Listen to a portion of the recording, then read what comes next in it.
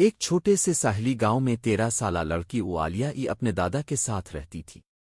عالیہ کے گھنگریالے کالے بال، چمکتی ہوئی بھوری آنکھیں اور ہنسنے والی عادت تھی۔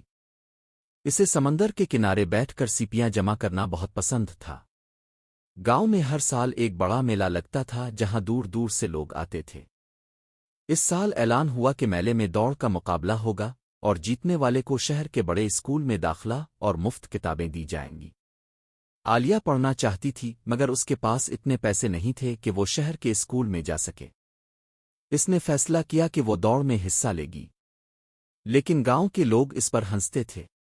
وہ کہتے، عالیہ کبھی نہیں جیت سکتی، اس کے پاس تو اچھے جوتے بھی نہیں ہیں۔ عالیہ خاموش رہتی مگر ہار نہیں مانتی تھی۔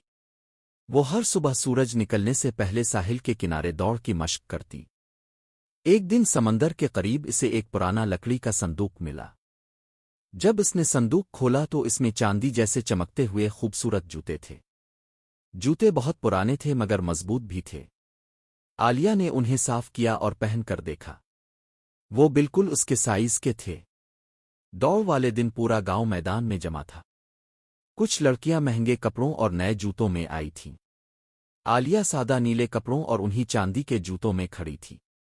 سیٹی بجی اور سب دوڑنے لگے۔ شروع میں عالیہ پیچھے تھی مگر اس نے ہمت نہیں ہاری۔ آہستہ آہستہ وہ سب سے آگے نکلنے لگی۔ آخری لمحوں میں ایک لڑکی گر گئی۔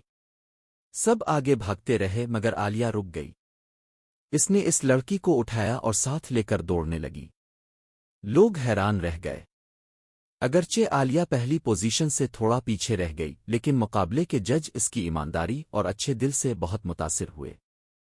انہوں نے اعلان کیا، اصل کامیابی صرف جیتنا نہیں بلکہ انسانیت دکھانا ہے۔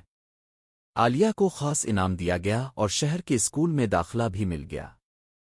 کئی سال بعد لوگ اس گاؤں میں ایک کامیاب لڑکی کی کہانی سناتے تھے جس نے چاندی کے جوتوں سے نہیں بلکہ اپنے اچھے دل سے سب کے دل جیت لیے۔